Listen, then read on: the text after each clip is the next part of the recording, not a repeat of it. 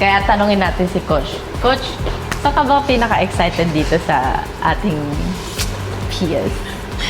Sa lahat. Sa lahat. Excited na ako ulit mag-perform na as a competitor talaga. Kaya, pero yung pinaka-excited ako yung part na tatlo Paano tayo. nila? Tatlo. Oo, Tatlo yung tatlo dance tayo sport. talagang sumasayaw ng dance Ikot sport. na siya, oh.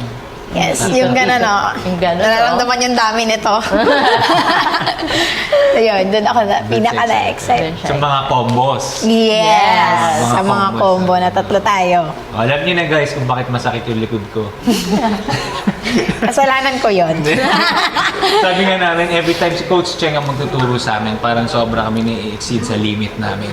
Nakala namin, kaya na namin sa mga iba't ibang style. Pero pag si Coach Cheng, nako, Hirap na hirap. ma-humble ka na parang Hirap na hirap. Hirap sila. ang dami pa pala. Ganon, ang dami pa pala.